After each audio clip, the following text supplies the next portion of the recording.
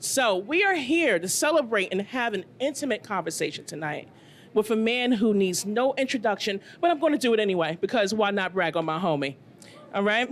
Martinus Evans is an 8-time marathoner, the founder and CEO of the Slow AF Run Club. And my Slow AF Run Club in here? Ooh, ooh. That's what I'm talking about.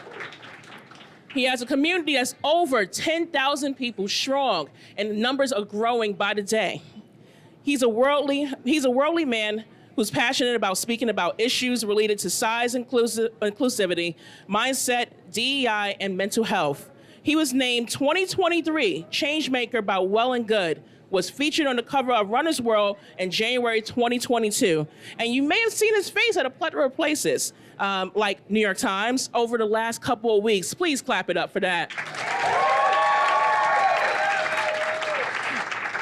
You also may have seen a video of him on the New York Post, Huffington Post, and countless places. In short, he's very, very Googleable.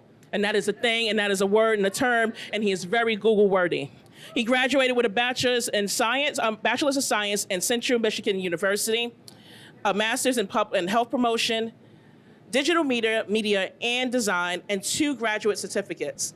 With a stellar background, he coached hundreds of runners and is a valuable asset to the fitness space and beyond. I have the honor of being his podcast partner for the long run with Martinus and Latoya. And for the past several years, I am honored to call him a friend. A series that's under the 300 Pounds in Running Network, just in case you want to catch up on some episodes.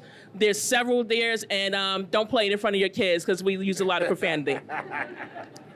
We are here celebrating him tonight because he added another accolade to his incredible bio, and that's author. So if you're looking at the table over here on the side, remember, just a slight plug, there's books for sale right along with merchandise. He wrote the book, Slow AF Run Club, the ultimate guide for anyone who wants to run, because any of us in this space deserve to run. So I'm gonna ask you, remember that rehearsal, y'all? I'm gonna ask you to amp it up times 10. I welcome Martinus Evans. Clap it up. Yes. Yes.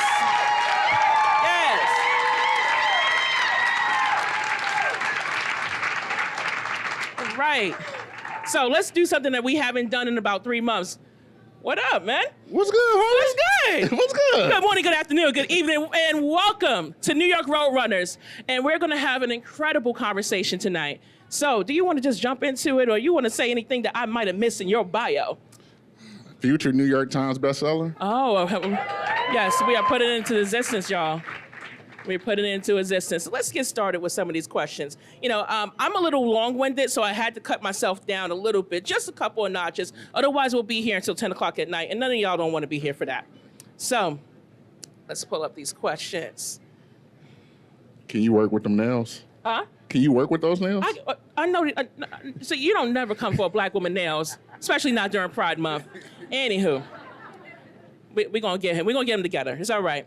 But it's safe to say that everything starts off with a thought or a spark and some type of inspiration. Now, I know that your first chapter goes heavily into what inspired you in this, in this case, to actually start running, and is clearly taking you into this path.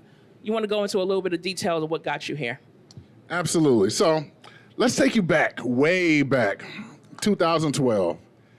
Martinus was 25 years old, working at Men's Warehouse. I was a suit salesman, on my feet 8 to 12 hours a day, slanging suits. You're gonna like the way you look, I guarantee it. So by being on my feet for so long, I started to develop some hip issues, which led me to a doctor, which led me to another doctor. And as I'm sitting there in this doctor's office trying to figure out what's going on with my hip, the doctor had a whole nother thing for me. So I'm like, Doc, my hip, I'm on my feet wearing these dressing shoes, yada, yada, yada. And he's like, I know what's wrong with you. Okay, what? Like, you ain't put a stethoscope on me, you ain't touched me, you ain't did anything. And he was like, you're fat. You need to lose weight or die. So I'm sitting there in this doctor's office like, but what's that got to do with my hip? And he went on to try to belittle me. He went on to say, you got a stomach as a pregnant woman, you got all this other stuff, you need to start walking. You need to go buy walking shoes and start walking on the track. try one lap. I know you're going to get tired, and then continue to go. And for me, I was like, nah, that ain't going to work for me. So facetiously, I tell this doctor, I'm going to run a marathon. And he laughs at me. And not just like a regular laugh, like somebody's laughing with you. Like he was laughing at me. And he went on to say, you run a marathon? Like that's impossible.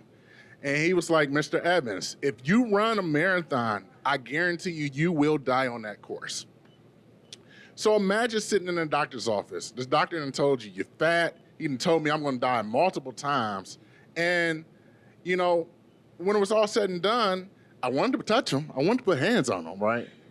But, you know, that's not generally accepted in the medical field. So I stormed out the doctor's office, and I bought running shoes, and I got on the treadmill. And I failed miserably. I couldn't run longer than 15 seconds. I thought the doctor was right. And as I went home, tears in my eyes, I have this tattoo on my right wrist that I constantly look at. And it's from Frederick Douglass' 1857, No Struggle, No Progress speech. So as I was crying and there's tears in my eyes, I reach out to the doorknob and I see this tattoo. And that speech that I've said multiple times, memorized, right? If there's no struggle, there's no progress. Men who favor freedom but yet agitate deprecation is men who want crops without plowing the land. It's men who want the rain without thunder and lightning. It's men who want the ocean without its roar. So as this is going through my head, I was there and just thinking, you know what? I know what I got to do. I got to go through the struggle. And that's what I did. That's amazing, man.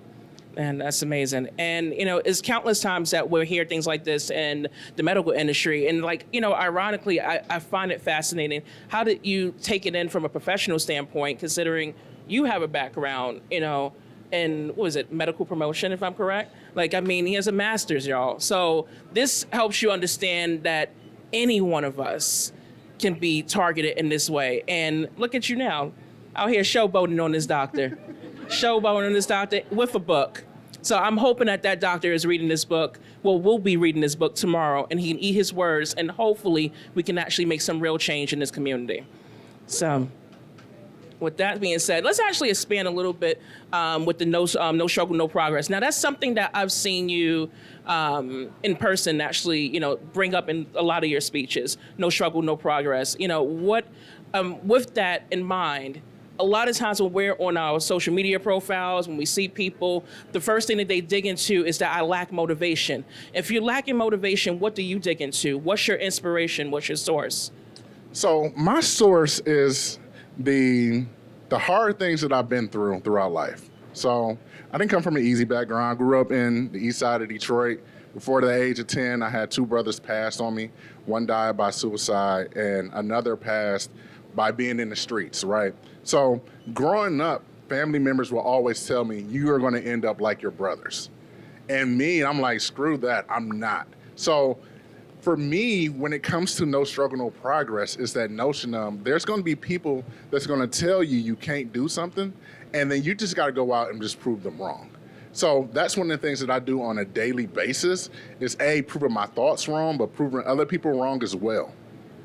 So let's actually tap a little bit into this book, because that's why we're here anyway. You know, so what was the thing that actually motivated you to actually start writing this book, and take us a little bit like along the journey of your thought process when you were writing this? Absolutely. So I created a small club that you may or may not know called the Slow AF Run Club. So throughout this process of like training hundreds of individuals, I started to get the same questions that I had for myself when I started running almost 10 years ago.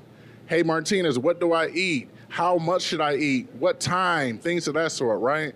And as I started to go throughout this journey, many people would ask me, hey, Martinus, are there a particular running book that you recommend that I'll read to help me get up to snuff? And now it's yes, right? But before this book, most of the time my answer was no. So most running books are written by elite athletes or coaches of elite athletes telling you how to train like an elite athlete.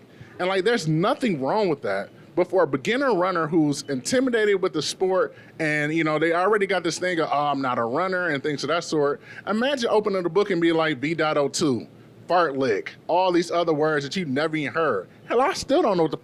Had to catch yourself there. It's not the podcast. I almost got it's me. not the you podcast. Almost got me. Almost got it. I still don't know what a fartlek is, right? So imagine being in that person sitting there looking at these books and being like, well, this guy want me to run, 5 days a week. This guy talking about 2 quality runs. This guy talking about V.02, but I'll put my pace in there. Like, there's no paces for me.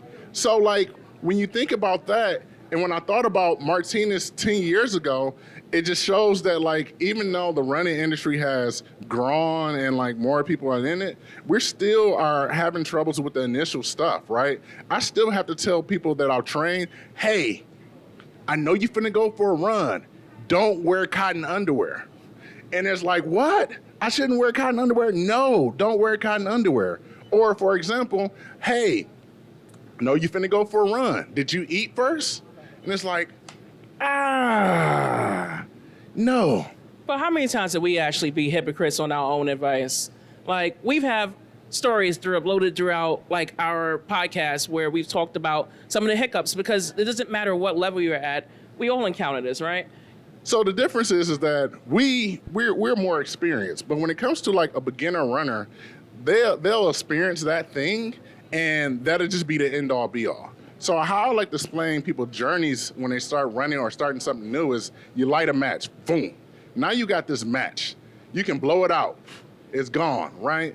Or you can cultivate this match. You can add kindling to it. Now you got a bigger fireball. Now you add bigger pieces of wool to it, right? And that's how everybody's journey is. So yes, I might go on a run and not necessarily eat, but it's not going to destroy my journey as like somebody else who's just started and they're still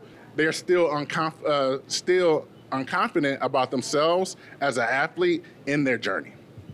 All right, so let's explore a little bit more on struggle. Now, anyone that knows a writer, friends with a writer, we know that this journey is hard. You are digging into layers of yourself. There has to be some part of this book that was really hard for you to write. I think the hardest part of this book was the cautionary tales. So, reliving some of these tales that I talked about in this journey, right? So, for example, spoiler alert, there's a story where I'm in California. This is my first year in California. I still don't know the lay of the land. I go running, and I run out of water. And I'm on this trail with no water. My throat is dry. My mouth is dry. And, like, running up to people and being like, hey, like, I'm training for a marathon. Can I have some water? And, like, people be like, get away from me, you bum. Where are you here? And I'm like, I have on a backpack, I got on bright clothes, and you calling me a bum, telling me to get the hell out of this park. So, like, to relive that over and over again, like, that was something that was very hard for me, going through these cautionary tales. But I know that by telling and sharing these stories, people will be able to recognize and realize with that, but also see that and hopefully learn from my journey so that you don't have to fall through the same pitfalls. So, with that being said, now as you wrote this book, let's reflect a little bit on it. Or better yet, before we even jump there, what's your favorite chapter in this entire book? Without putting out too much of spoilers. I mean, we got to give you something to buy this book for. I mean. So my favorite chapter is chapter 1, mindset. You versus your mind versus everybody. And for me, like, this is what running is all about, right? The thoughts of you actually going out there doing it. Your mind, all the things you're telling yourself or not telling yourself, versus the people who are also talking about you, or you like, oh, that person's looking at me. I wonder if he's calling me fat. I wonder if he's looking at my shirt. So, like, you're going through all of this stuff, right? Running is a struggle of mind, and it's so mental. And I think for a lot of people, we spend a lot of, like, how to get faster, how to run a course in a certain way so we can finish faster, but we never talk about, like, the mindset of how we go from 0 to 1. And that's what I really love about this chapter. Yeah. So when I think about, I'll actually take this back. Without throwing out any particular names, how many training plans have you tried before you created your own? At least 12. Oh, baby. At least 12. Okay, so without being messy, as lack of messy as can be, what did you find as the flaws in some of the things that you feel that you actually provided some type of solution with your training plan and your method of giving people advice throughout your book? What things do you think that really separates it, aside from the fact that some of these things are tailored for people who or maybe have a background in running since they were 3 years old, or maybe they know some of the jargon? Let's take Couch to 5K. Okay. Most Couch to 5Ks is 8 weeks, 3 to 4 days a week, right? You get to week 8, day 4, and it's like run for 30 minutes. Congratulations, you ran a 5K. And I remember seeing that and seeing it in multiple Couch to 5Ks and thinking to myself, like, wait, like you expect me to run faster than a 10-minute mile? Like, and I'm a beginner? Like, this is the beginner program? Like, I need what's before Couch to 5K then? Like, I need pre-Couch to 5K. And like knowing that there wasn't anything out there. So I would say like, that's the main thing. So let's see, where can we go with this? If you were to describe your book in 3 words, what would you choose? Heartfelt, courageous, and funny. Funny, definitely. How would you describe your movement? Badass. Oh, see, I thought that was his pronouns. At one point, this was our running joke. And we were like, hey, listen, what's your pronouns? You know, like, I mean, if we're going to be, forward motion and we're going to be progressive, what's your pronouns? My pronouns are she, her. And he said BAMF. Now, y'all can figure that out for yourselves on what those pronouns actually, just saying. I mean, y'all can do a little bit of a guess. We want to make it like, kid-friendly here. But I don't want to hold up too much time because I do want to actually open up the room for, opportunities for people to ask questions. So one of the last questions that I really have for you is, what's your legacy? What legacy do you want to leave beyond just putting out the book, the Run Club, a clothing line? What's your legacy? Oh man, so this is an amazing question, and it's something that I've been thinking about as this book is starting to come out.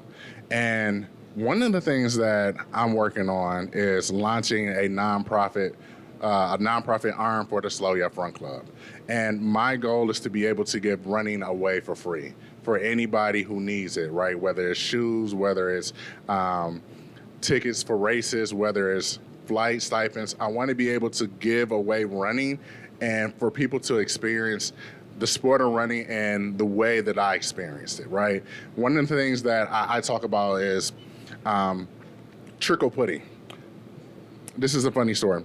So when I went to London for the first time ever, and I remember asking people on social media, hey, what do I get in London? Like, I know bangers and mash, fish and chips. And one of my followers was like, get trickle pudding. Okay, what is that? Just go get it. So I spent the whole trip in London running from pub to pub, laughing with friends, and just walking in the pubs and being like, hey, this is gonna be a weird question, but do you have trickle pudding? And they'd be like, no. I was like, dang, all right, next pub, right? But I had so much fun doing that. And that's the joy in running that I wanna give to the world and to everybody. Like, not worry about numbers, not worry about the number that's on the scale or the number on the watch, but really joyfully moving and doing it in a way that we all have smiles on our faces. Wow. I'm not going to say thank you very much yet, because I do want to actually give, if you're comfortable, What you got? answering some questions from the audience. Yeah, what they got? All right. So I'm going to go around and act like I'm Oprah at this very moment. Is there anyone that would love to ask Martinus a question? Don't be shy. Come on, throw out a question. All right, we have a person in the back. Let's go back here. Now, hi, camera. Thank you very much. What's your name, my darling? My name is Shakira, and I'm also from the east side of Detroit.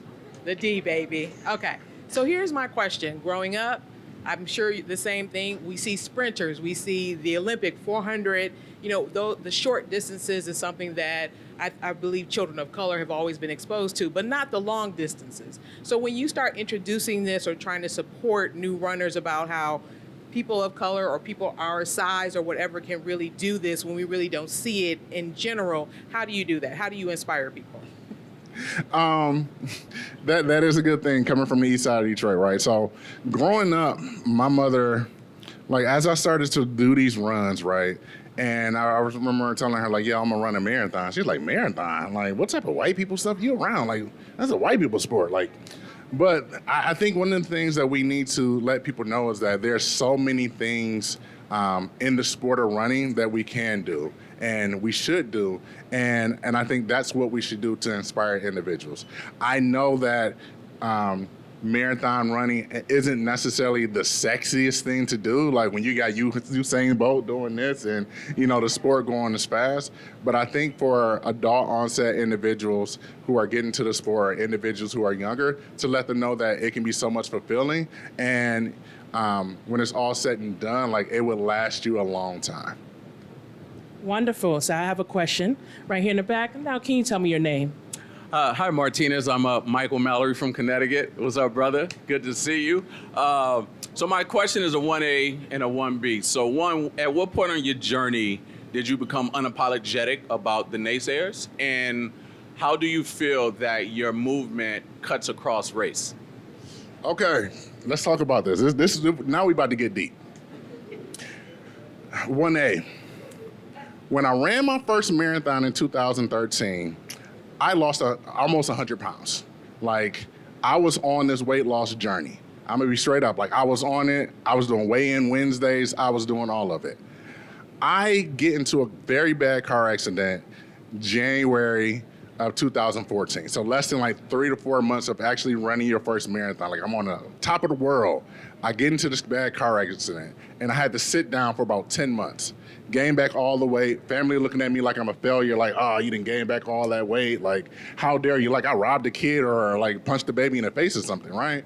But one of the things that really resonated with me is that as I was driving, and it was like the first 50-degree day, people are like running, and I remember in my car saying to myself, like, I wasn't 90 pounds happier. Like, looking at these people running, like what I really enjoyed was running. Like, that's what made me happy. The fact that I got up at 5 a.m. and like people honked their horns, but like it was me, like that was my time, and like this weight didn't really mean anything. So I made a vow to myself to say, you know what? If the doctor ever clears me to run again, I'm gonna run for the joy of it. I'm just gonna run because I had fun, because I've been on this weight loss journey. We all been on it. Like, you get on the scale and it's like, I gained 4 pounds. All right, I need to go to the gym and burn 2,000 calories. I need to stop eating, yada, yada, yada. And for me, it was like, you know what? If I'm all constantly training for a race, or if I'm constantly training for something, the scale does not dictate how much exercise I do. So if I get on the scale and I gain 4 pounds, like, I was still gonna go run regardless. And for me, that's where that inkling of, letting the haters know, like, forget this journey that y'all think I should be on. This is my journey, and this is what I enjoy. So that's 1A. What was 1B? How do you feel that your movement cuts across race? Oh, man. So this is the wonderful thing about Slow AF Run Club, right? This turtle, everybody loves the turtle, right? It's cute. I think that transcends everything, right? And I think, like, there's not necessarily one particular movement that say, you know what, we're all runners, let's all do it. There's all these separate factions of like, okay, you're a runner, but only for this, or you're a runner, but we only cater to this. And what I'm saying is that, you know what, I'm kidding everybody. And I want everybody to know that you are a runner, and you can be a runner in the body that you want right now. And I think that transcends race. I think that transcends age. I think that's one of the things that I really love about my community, and the thing that I built is that there's not necessarily one particular niche that I can tie this one thing to. So I have a question over here.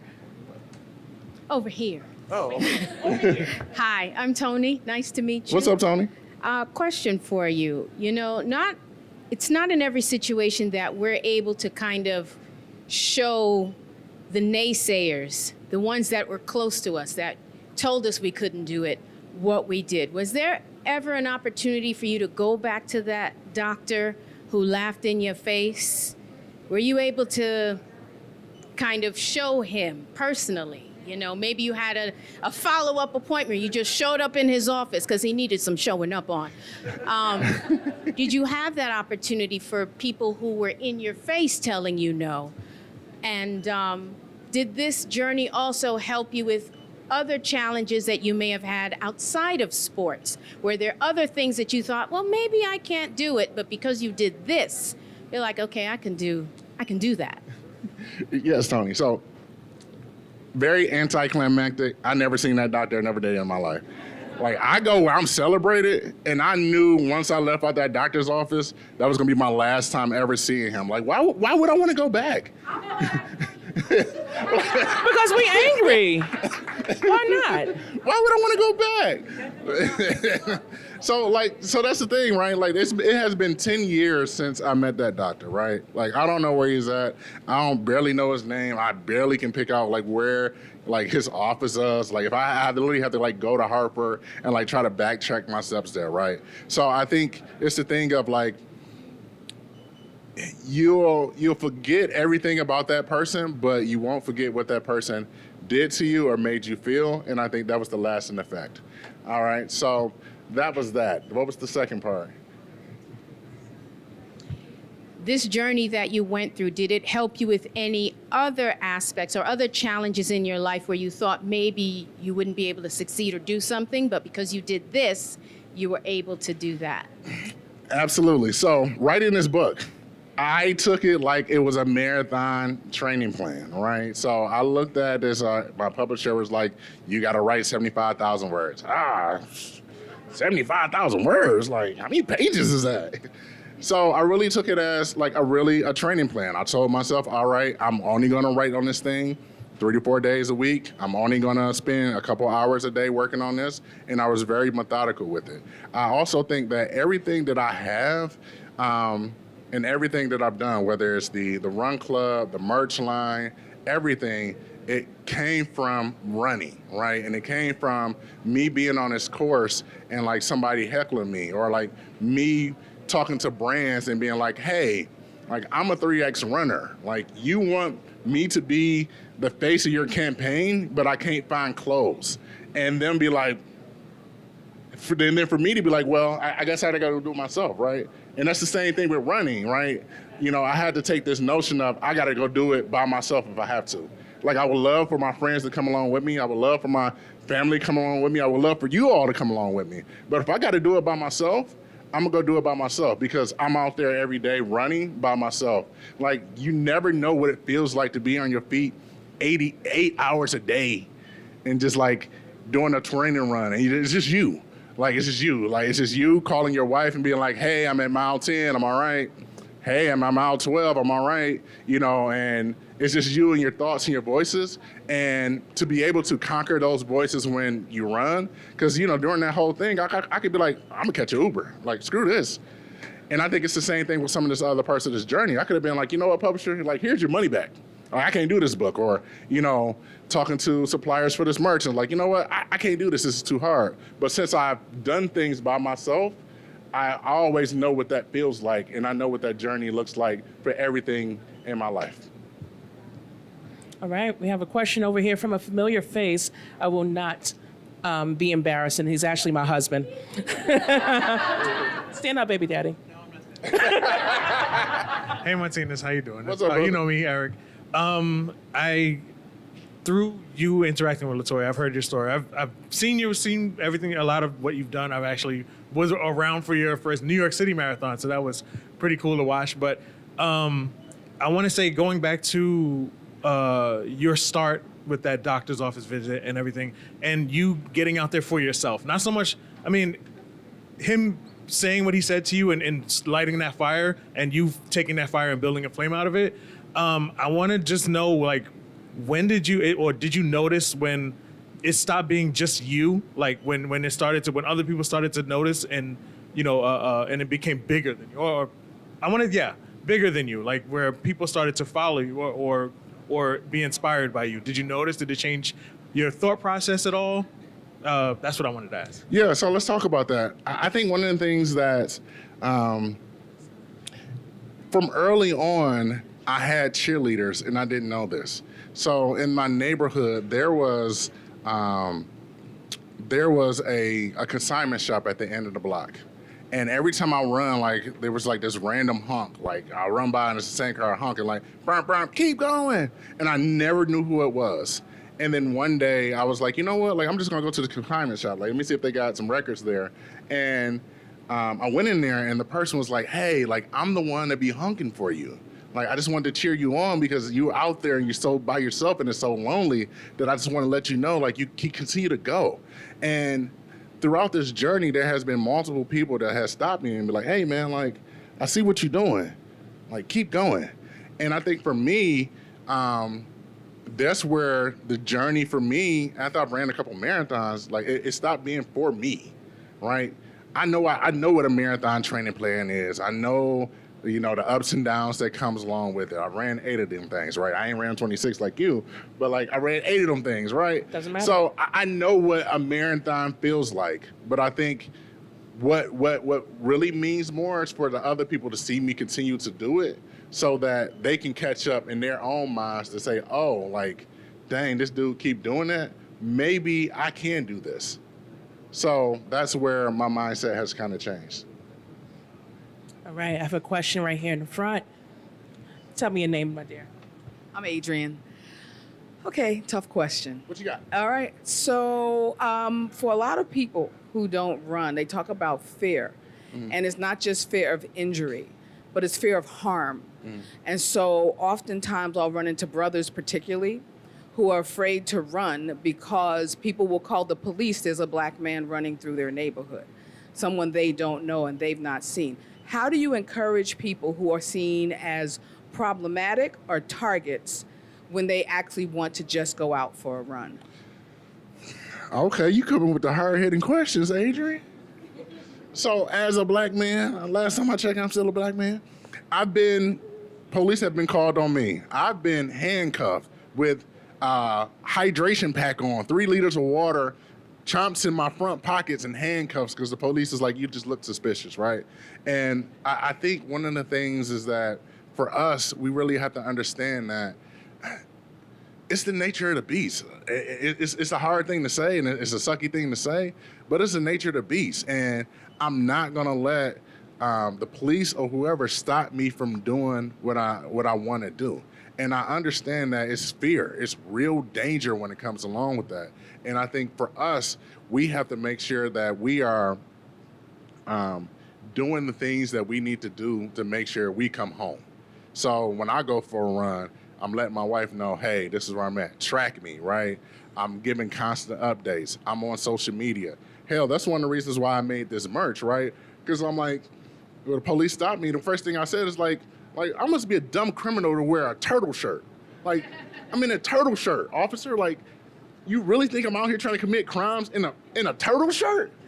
So, it's things that I had to do, right, to make sure to let people know, like, I am the runner, right? And that becomes my identity in the neighborhood. So I run at different times of the day.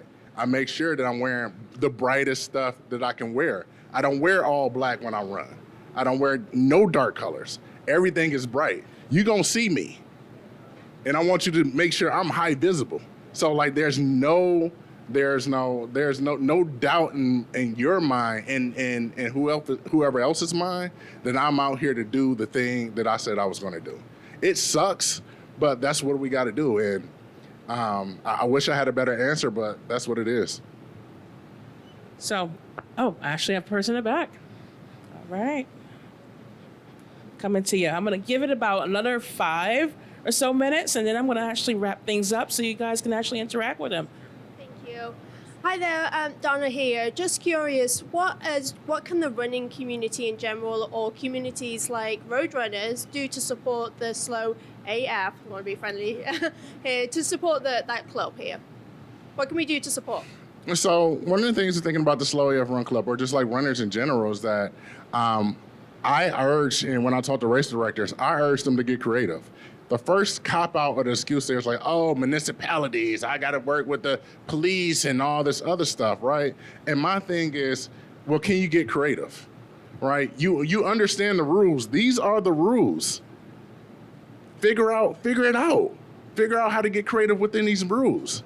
Like, who's to say that after the elites run, and that's the thing, like, my thing is, if nobody's life depends on like running a race and like getting a podium and like winning first place, all the other runners, we just signed up for a participation trophy.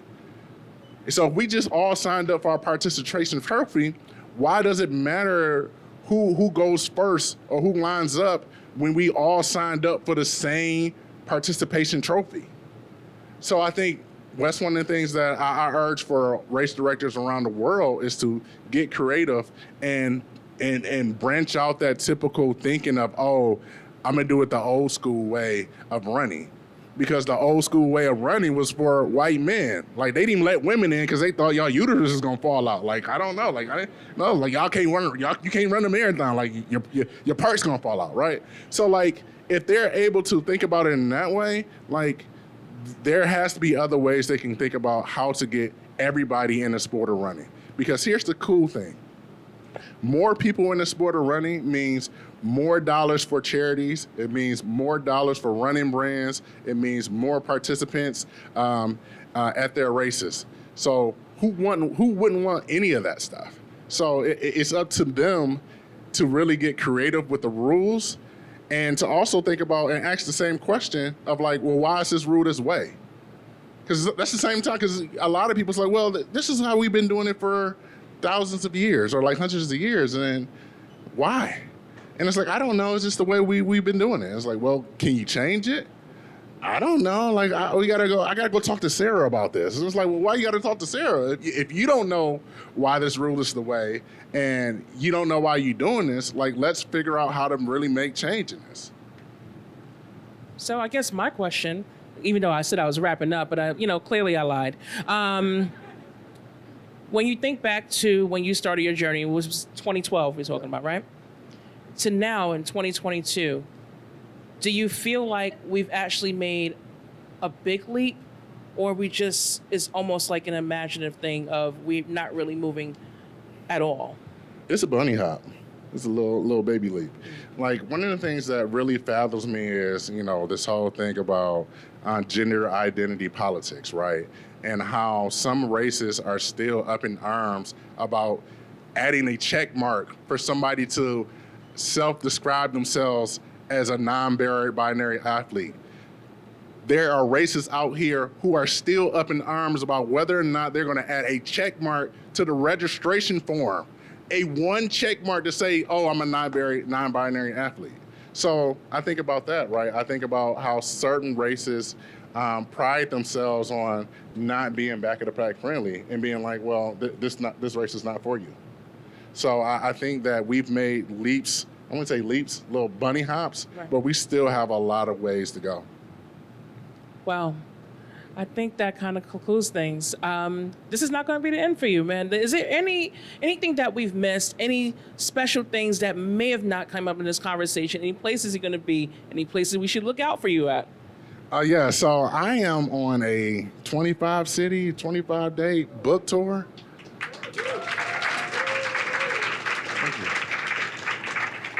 So it's going to be a wild ride. So I'm going to be a little bit of everywhere. Tomorrow, if you're at home, I don't know if y'all still got DVRs. I don't know what you got. But I'm going to be on Good Morning America. I guess I'll be coming along. You want to come? I guess I'm coming. Okay, you can come. Maybe. You're my plus one. Yeah. So I'll be on Good Morning America tomorrow. That section, it'll be live. So 8:30-ish is when I should be on. So turn on your DVRs and things of that sort. And I think the other things that I'm just excited about, what are the other things that I can do when I really put my mind to it, right? I'm very proud that with this merch, I'm able to go from an extra small to a 5X in some cases. And I look at brands and say, hey, I did this with no experience. Like, I did this with the University of YouTube and a $5,000 investment. You a multi-million-dollar company that have people who went to school and their job is to like make patterns for clothing. Why haven't you done this? And then for me to be like, oh, it's because you don't want to. Go figure, right? So my thing is to continue to make these brands uncomfortable and to let them know that size inclusivity should be also something that they should be looking towards. For racists, it's the same thing, right? As some races are thinking about, diversity, and they're talking about like gender diversity or like race diversity, I'm talking about pace diversity, right? How can you make sure that everybody who signs up for that race can get there, right? And really trying to figure out how to get creative. And then the big thing that I'm really excited about is launching this nonprofit. So be on the lookout for that. Like I'm gonna need some funds for that. So, but be on the lookout for the Slow AF Run Club Foundation, because I really look forward to launching chapters in the city near you, potentially here in New York City as well, and just giving running to the masses in a way that it's not traditionally given. Well, with that being said, thank you so much for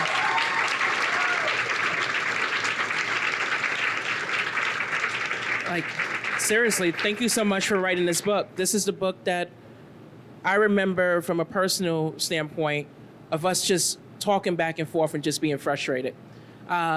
This community has a long way to go, to be very honest. It's a beautiful community. I've interacted with people across the world through this platform, and I know that he can say the same thing himself. Hell, we created a podcast together off of it. We met as internet strangers, and he's family to me. And to watch this journey from start to where it is now, I'm damn proud that it's you.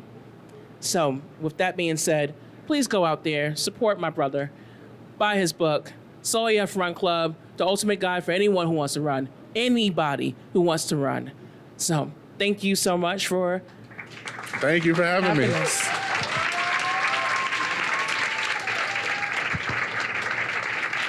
I gotta get a selfie. Yes. Oh, hold up. None of y'all go. We gotta take a selfie because after all, y'all do kind of call us content creators and stuff. Let's do it. Hold up. This is content. I was gonna say content. Hold up. All right. So when I say slow, you say AF. I'm gonna practice. Slow. Yeah. Okay. When I say slow, you say AF. Slow. Slow. Slow. That's what I'm talking about. Thank you. Yes.